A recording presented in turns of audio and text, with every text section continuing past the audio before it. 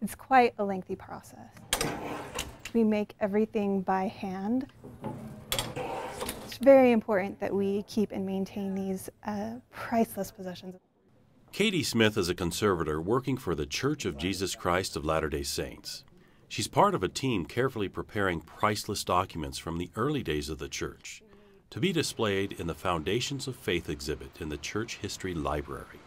The important thing is to make sure that the documents are as safe and protected as possible and that they will incur the least amount of damage when they are being exhibited. The exhibit's 26 historic artifacts chronicle early Mormonism dating back to the 19th century.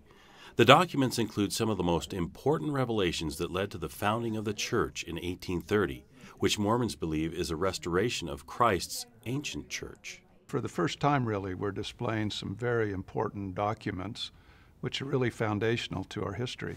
Hi, how are you? Good. Elder Stephen E. Snow serves as the church historian and recorder. He says the importance of the exhibit is the potential to promote faith with those who experience it.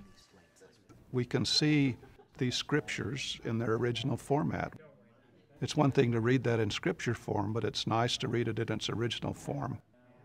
First editions of sacred scripture to Latter-day Saints are also on display, including the Book of Mormon, Doctrine and Covenants, and the Pearl of Great Price, a portion of the original manuscript of the Book of Mormon, and a copy of the Book of Commandments, one of the rarest books comprising early revelations from Joseph Smith. This collection represents well the early restoration of the church. To further ensure their safety, secure state-of-the-art exhibit cases house the artifacts and control the temperature, humidity, and light level during the exhibit. These items are very important, and their preservation is of utmost importance. And so we've made a lot of provisions to care for these artifacts while they're on exhibit. Provisions such as sensors that turn on lights in the cases as visitors approach and shut off after a few seconds when no one's present.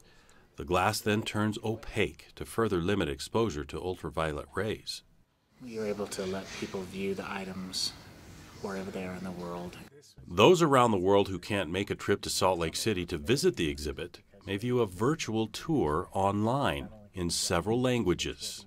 We hope people will have a chance to come and view them and learn a little bit more about these documents and their stories. I think that's what makes history so interesting.